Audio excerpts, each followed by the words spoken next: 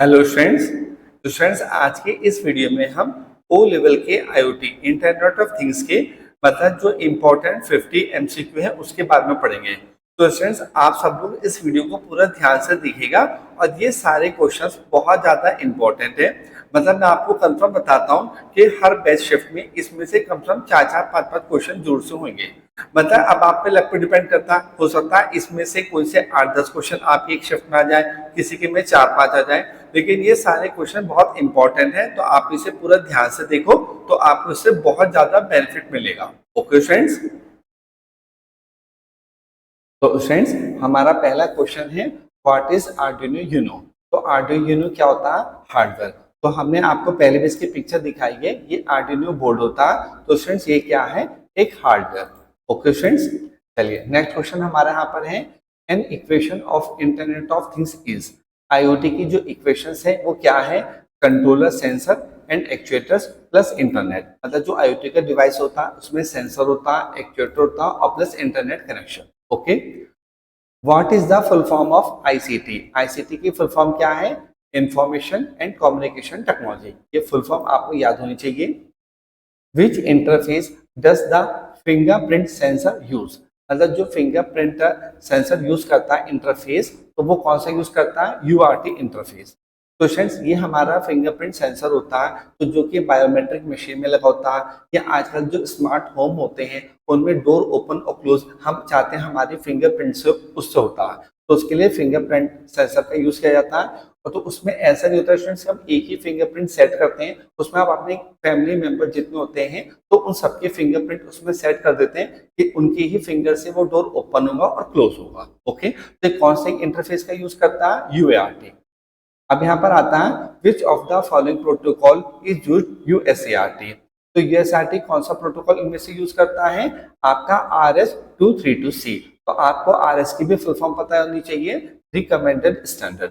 तो फ्रेंड्स आपने यहाँ पे यूआरटी यहाँ पे लिखा था और यहाँ पे यूएसआरटी आपने इसके बारे में पहले भी सुना होगा, तो मैं आज आपको थोड़ा सा इसके बारे में एक्सप्लेन करता हूँ जिससे इन क्वेश्चन को आपको समझने में हेल्प मिलेगी। तो फ्रेंड्स ये इस तरीके से होता है यूआरटी, मतलब डाटा ट्रांसफर करने के लिए एक डिवाइस से दूसरे डिवाइस में। तो आप समझ सकते हैं जैसे आप अपने कंप्यूटर में सीपीयू में पेन ड्राइव लगाते हैं तो डाटा आप कैसे कॉपी करते हैं, तो इधर यहाँ पे ट्रांसमीटर है और इधर रिसीवर है, तो यहाँ से डाटा ट्रांसमिट किया जा रहा है, रिसीव किया जा रहा है। सेम यहाँ पर भी आपका ट्रांसमीटर होता है और रिसीवर होता है, यहाँ से डाटा ट्रांसमिट किया जाएगा और रिसीव। तो यहाँ पे बिट 0 से बिट 7 तक, तो ये 8 बिट को डाटा को एक साथ यहाँ से डाटा ट्रांसफर भेजता है, तो 8 बिट का डाटा। तो ये कैसे यहाँ से वहां तक जाता है इसके बारे में भी हम देखते हैं फ्रेंड्स। तो आप देख सकते हैं यहाँ पे D0 से D7 तक ये आपका डाटा होता है जो कि 0101 की फॉर्म में कुछ इस तरीके से होता है। यहाँ पे स्टार्ट बिट लॉजिक 0, तो पहले यहाँ पे एक 0 अलग से ऐड कर दिया जाता है जिससे कि सिस्टम को पता चल जाता है कि यहाँ से अब डाटा हमारा स्टार्ट है। इस 0 को हमने यहाँ पर ऐड कर दिया गया अलग से। फिर उसके बाद यहाँ पे लिखा पैरिटी बिट ऑप्शनल, यहाँ पे आपका एक 0 या 1 अलग से कुछ ऐड किया जाता है जो कि ऑप्शनल है। अब 0 कब होगा 1 कब होगा इसके बारे में बताते हैं। जो यहाँ पर ये डाटा था इसमें 0-1 की फॉर्म होता है, तो उसमें 1 को काउंट किया जाता है कि 1 कितने हैं। अगर नंबर ऑफ 1 इवन है यानी कि जैसे 2 है 4 है 6 है तो यहाँ पर 0 सेट किया जाएगा, और अगर नंबर ऑफ 1 ऑड है तो फिर यहाँ पर 1 लिखा जाएगा, यानी कि यहाँ पे जो हम 1 की गिनती की जाएगी अगर वो 1 है 3 है 5 है 7 है, अगर 1 इससे से ऑड नंबर में है तो फिर यहाँ पे 1 लिखा जाएगा। ओके। अब बाद में होता है स्टॉप बिट लॉजिक 1, और यहाँ पर फिर 1 ऐड कर दिया जाता है जिससे सिस्टम को पता चल जाता है कि आपका डाटा खत्म हो चुका है। तो स्टार्टिंग में अलग से पहले 0 ऐड किया जाता है और लास्ट में 1, ये खत्म करने के लिए कि डाटा खत्म हो चुका है, यहाँ पे डाटा स्टार्ट हुआ था। तो फ्रेंड्स ये क्या होता है, जब यहाँ पे डाटा स्टार्ट हुआ था तो 0-1 अलग से लगा दिए गए थे, और जब यहाँ पे डाटा पहुंच गया और आगे जब भेजा जाएगा तो उस 0-1 को हटा दिया जाता, केवल वो यहाँ से यहाँ तक डाटा ट्रांसफर करने के लिए ऐड किए गए थे और बाद में वो हटा दिए जाते हैं। Okay friends. चलिए अब हम एक बार यहाँ पे यूआरटी और यूएसआरटी के बारे में थोड़ा सा डिफरेंस भी समझ लेते हैं। तो पहले तो आपको यूआरटी की फुल फॉर्म याद होनी चाहिए, यूनिवर्सल असिंक्रोनस रिसीवर ट्रांसमीटर, और यूएसआरटी की universal synchronous asynchronous receiver transmitter. तो ये इसका जो मोड होता है वो फुल डुप्लेक्स होता है, यानी कि डाटा एक साथ इधर से उधर या उधर से इधर आपको भेजा सेंड किया जा सकता है। और यूएसआरटी हाफ डुप्लेक्स होता है, यानी कि एट अ टाइम एक ही साइड से दूसरे साइड पर जाएगा, एक साथ एक ही टाइम पे दूसरी तरफ से नहीं जाएगा। फिर आपका सिग्नल काउंट, इधर कौन कौन से सिग्नल काउंट होते हैं, ट्रांसमीटर और रिसीवर, बस दो होते हैं। और इधर सिग्नल हमारे 4 काउंट होते हैं, ट्रांसमीटर और रिसीवर। और फिर XC के क्लॉक, ये इंपॉर्टेंट होता है, एंड XDIR डायरेक्शन, और किस डायरेक्शन में जाना ये भी चीज इधर होती है। तो इधर यहाँ पे 2 सिग्नल अलग से होते हैं।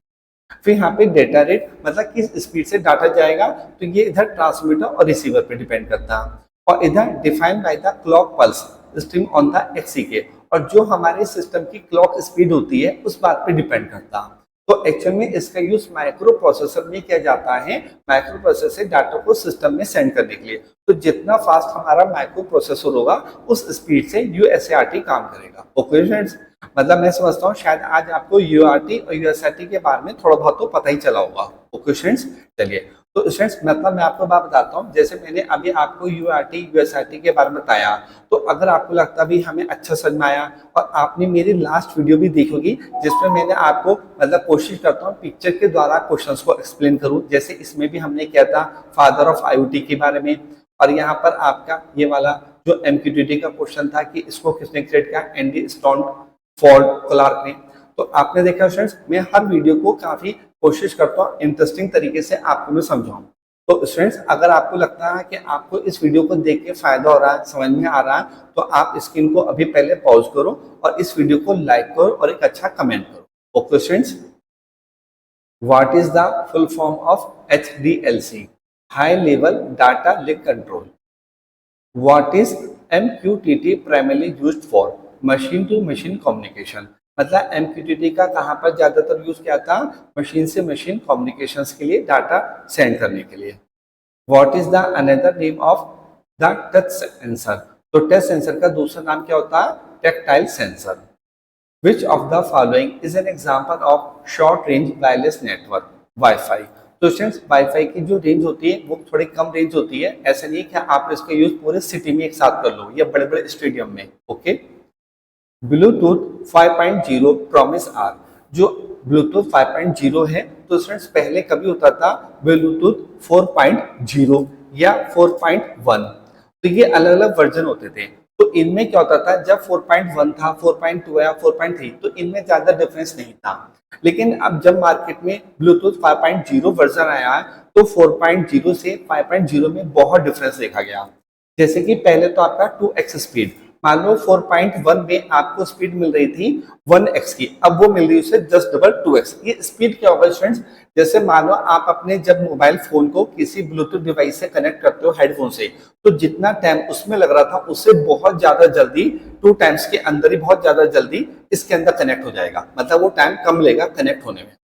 4x रेंज, यानी कि अगर मान लो आप अपने हेडफोन को मोबाइल से कनेक्ट किया और आप सॉन्ग सुनते सुनते अपने घर से थोड़ा बाहर आ गए, तो जो उसकी रेंज थी मान लो 10 मीटर थी, अब वो रेंज 4 टाइम्स बढ़ा दी गई है, यानी कि 40 मीटर तक। यानी कि आपका जो मोबाइल डिवाइस है वो एक जगह रखा होगा और आप उससे 4 टाइम्स ज्यादा दूर अब जा सकते हो। और यहाँ पे लिखा है 8x डाटा, इसका मतलब क्या है, जब पहले ब्लूटूथ 4.0 था या 4.1, उसमें जो डाटा भेजा जाता था अब उससे 8 टाइम्स ज्यादा 5.0 में भेज सकते हो आप। ओके, तो वैसे फ्रेंड्स आपको ये बात भी पता होनी चाहिए, अभी तक मार्केट में जो लेटेस्ट ब्लूटूथ का वर्जन है वो है 5.4। ओके फ्रेंड्स, तो फ्रेंड्स अब हमारा नेक्स्ट क्वेश्चन है, which layer is called a port layer in OSI model. OSI model में जैसे 7 लेयर होती है, उसमें से पोर्ट लेयर कौन सी कहलाती है, सेशन लेयर।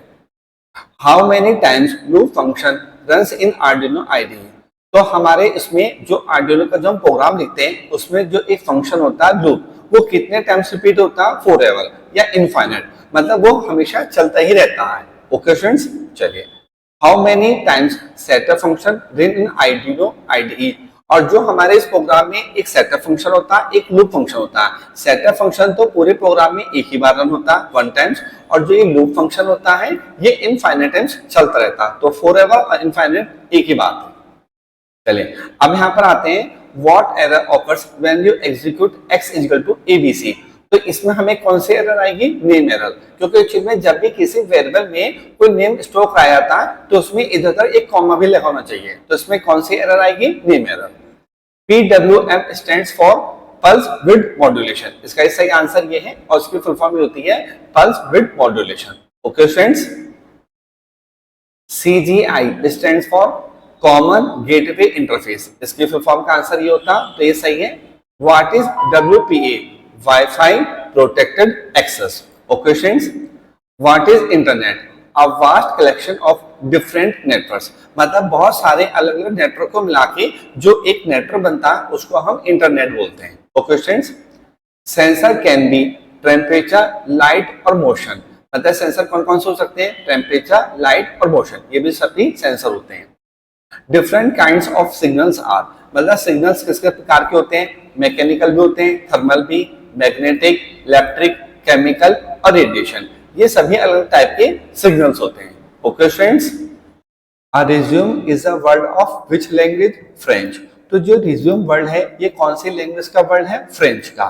रिज्यूम का मतलब होता है biodata. Okay friends, what is controlled by the left part of human brain? Logic and reasoning. मतलब हम किसी भी बात का लॉजिक लगाते हैं या कोई भी प्रॉब्लम को सॉल्व करने के लिए लॉजिक लगाते हैं, कोई रीजनिंग करते हैं, तो वो हमारे ब्रेन के लेफ्ट पार्ट के द्वारा किया जाता है। लेफ्ट पार्ट का ये काम होता है। What is controlled by the right part of human brain? Imagination, creativity और इमोशंस। इमेजिनेशन होता है जैसे हम कोई भी कल्पना करते हैं, क्रिएटिविटी हम कोई नया काम और बहुत अच्छा करते हैं, कुछ अलग सा। इमोशंस मतलब जो हमारे फीलिंग्स होती हैं, तो ये सब किसके द्वारा कंट्रोल होती है? हमारे ब्रेन के राइट पार्ट के द्वारा। Okay, what type of words should be used for good communications? Simple. मतलब हम किसी से बातचीत करते हैं तो हमें किस तरह के वर्ड्स का यूज करना चाहिए? Simple. Sending a letter is which type of communication? Writing. मतलब किसी को लेटर लिख के भेजना, ये किस तरह का कम्युनिकेशन हो गया? Writing. The communication cycle does not include programming. मतलब कम्युनिकेशन साइकिल में क्या चीज नहीं होती है? इनमें से प्रोग्रामिंग नहीं होती है, क्योंकि आपने किसी को कोई मैसेज भेजा है, लेटर भेजा है, ईमेल किया, तो उसमें सेंडर होता है जो भेजने वाला होता है, मैसेज तो मैसेज होता है जो बात हमने किसी को भेजी है, रिसीवर होता है प्राप्त करने वाला। तो कम्युनिकेशन साइकिल में तीनों चीजें होती हैं, पर प्रोग्रामिंग नाम की कोई चीज नहीं होती है। Okay friends, which method is good for talking leave in the office?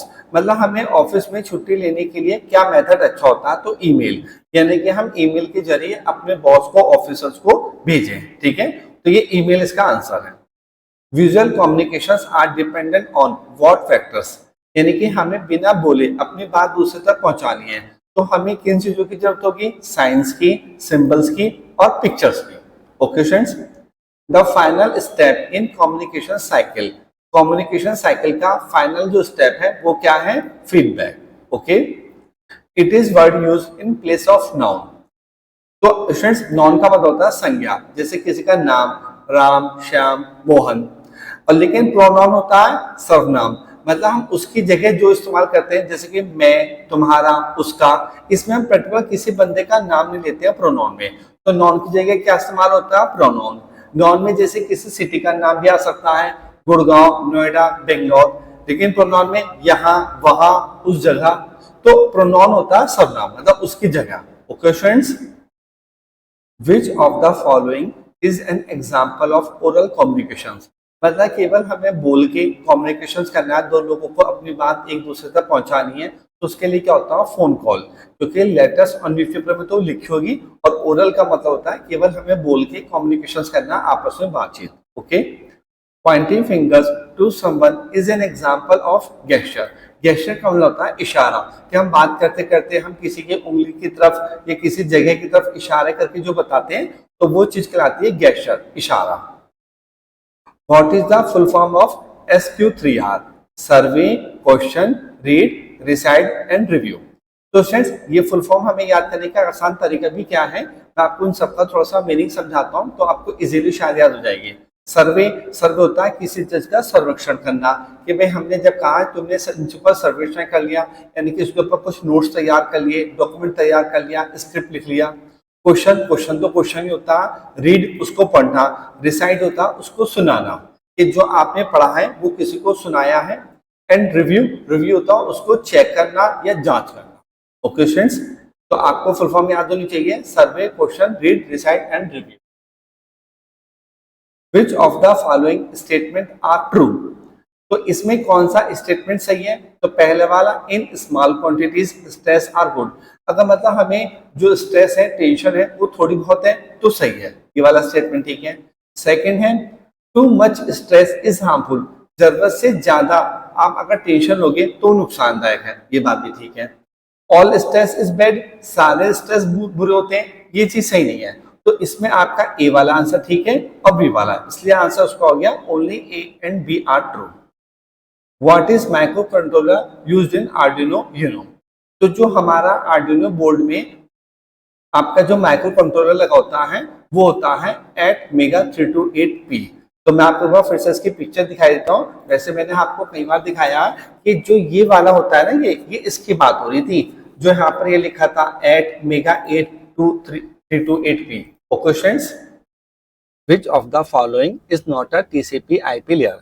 इनमें से कौन सी लेयर है जो TCP/IP लेयर की नहीं है? तो वह है डेटा लिंक लेयर। तो फ्रेंड्स, हमने पहले भी इस मॉडल को देखा, OSI मॉडल और TCP/IP मॉडल। तो जो डेटा लिंक लेयर है वो OSI मॉडल में है, TCP/IP मॉडल में ये डेटा लिंक लेयर नहीं होती है। ओके फ्रेंड्स, चलिए नेक्स्ट क्वेश्चन है, artificial intelligence is all about making a machine intelligent. तो आर्टिफिशियल इंटेलिजेंस का यही काम होता है कि मशीन को इंटेलिजेंट बनाना, कि मशीन वो लर्न करे और वो धीरे धीरे अपने आप स्मार्ट और इंटेलिजेंट बने और खुद अपने आप डिसीजन ले सके। Okay, who is known as the father of AI? मतलब AI के फादर किसको जाना जाता है? John McCarthy. तो फ्रेंड्स, जॉन मैकर्थी ने 1950 में AI शब्द का वर्ड को यूज किया था, मतलब उसको उन्होंने ही नाम दिया था AI का। और 1958 में इन्होंने एक प्रोग्राम लैंग्वेज बनाई थी लिस्प, जो कि AI के लिए काफी ज्यादा फेमस रही है और इसमें काफी सारे रोबोटिक्स के प्रोग्राम भी बनते हैं। Okay, the following are the true about the effects of stress. Stress मतलब होता है टेंशन। तो आपके मतलब उसके क्या क्या इफेक्ट्स होते हैं? हेयर लॉस, आपके बाल उड़ने शुरू हो जाते हैं। Pains in the neck and shoulders, आपके गर्दन और कंधों में दर्द स्टार्ट हो जाता है। और hypertension, hypertension high blood pressure का ही दूसरा नाम है, कि आपको हाई ब्लड प्रेशर की भी प्रॉब्लम स्टार्ट हो जाती है। Okay, examples of environmental stress are, मतलब जो एनवायरमेंटल स्ट्रेस होते हैं उसके क्या क्या एग्जाम्पल है? वेदर, कई बार आपको बहुत ज्यादा गर्मी लग रही है तो ये भी स्ट्रेस का एग्जाम्पल है एनवायरमेंट का। ट्रैफिक, बहुत ज्यादा आप ट्रैफिक में पॉल्यूशन की वजह से परेशान हो गए हैं। और पुअर क्वालिटी हाउसिंग, मतलब आपका जो घर है वो सिस्टमेटिक ढंग से होना चाहिए, मतलब थोड़ा साफ सफाई का आपको ध्यान रखना चाहिए। तो ये सारे एग्जाम्पल भी होते हैं एनवायरमेंटल स्ट्रेस के। Okay friends, example of social stress are financial problem, divorce, loss of loved one, मतलब आपको पैसे की दिक्कत है, ये आपका डिवोर्स हो गया यानी कि तलाक। लॉस ऑफ लव्ड वन, मतलब आप किसी से प्यार करते थे, उसने आपको छोड़ दिया, वो खो गया, आपका प्यार धोखा हो गया। तो ये सभी आपके सोशल स्ट्रेस के एग्जाम्पल हैं। When you need to focus on a project, you should do the following, मतलब आपको प्रोजेक्ट को कुछ काम कर रहे हो, उसको आपको उस पर ज़्यादा ध्यान लगाना है, तो आपको क्या क्या करना चाहिए? Turn off email and other notifications, आप अपना ईमेल ऑफ कर दो और अदर नोटिफिकेशंस, मतलब जैसे व्हाट्सएप है, इंस्टाग्राम है, उस पर आपको कोई फ्रेंड बार बार रील्स भेज रहा है तो आपका ध्यान भटकेगा ना, तो आपको सबको क्या कर देना चाहिए? Turn off. Set a timer and work in focus blocks of 25-30 minutes, आपको एक टाइम सेट करना चाहिए और अपने काम पे ध्यान रखना चाहिए लगातार कम से कम 25 से 30 मिनट तक, मतलब इसी तरीके से आपको लगातार उस काम को करते रहना चाहिए। Schedule short 5 to 10 minute breaks, और आप अगर थक जाते हो तो आपको 5-10 मिनट का ब्रेक भी रखना चाहिए। तो स्टूडेंट्स, ये तो आपको पढ़ाई करते वक्त भी करना चाहिए कि मान लो आप किसी पढ़ाई को लगातार 1 आवर करते हो, आप थक गए हो तो आप 5-10 मिनट के बीच में ब्रेक रख सकते हो। पर ऐसा नहीं है कि आपने पता चला पढ़ाई तो आधे घंटे करी या 1 आवर किया और आप इतना थक गए कि 2-3 घंटे का रेस्ट ले लिया, वो गलत बात है। Okay, at what hour does productivity peak for most people, मतलब हर आदमी के लिए ज़्यादातर सबसे ज़्यादा काम करने की क्षमता कब होती है, मतलब सबसे ज़्यादा उसके अंदर पावर एनर्जी कब होती है?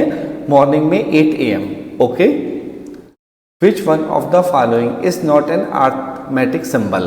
तो मल्टीप्लाई, डिवाइड, प्लस और माइनस भी, ये सब अर्थमेटिक सिंबल होते हैं और ये एंड नहीं होता है। Okay, a set of rules that governs data communications, मतलब डाटा कम्युनिकेशंस प्रोटोकॉल्स का मतलब ये होता है सेट ऑफ रूल्स, किसी भी काम को करने का तरीका। Okay friends, a micro controller saves cost, save power consumption, makes the circuit, मतलब माइक्रो कंट्रोलर से हमारी मतलब पैसे बचते हैं, और बिजली बचती है, पावर कंजप्शन कम लेता है और मेक्स द सर्किट, और सर्किट बनाने के यूज में आता है। तो ऑल ऑफ द ये सारी बातें माइक्रो कंट्रोलर के लिए हैं। विच of the following is not revealed in biodata, मतलब किसी के बायोडाटा से हमें उसका एड्रेस पता चल जाएगा, नेम पता चल जाएगा और वो हमें किसका रेफरेंस दे रहा जॉब के लिए, लेकिन उसका कैरियर जो एम है वो हमें नहीं पता चल सकता। उसका कैरियर एम हमें उसके बायोडाटा से नहीं पता चल सकता।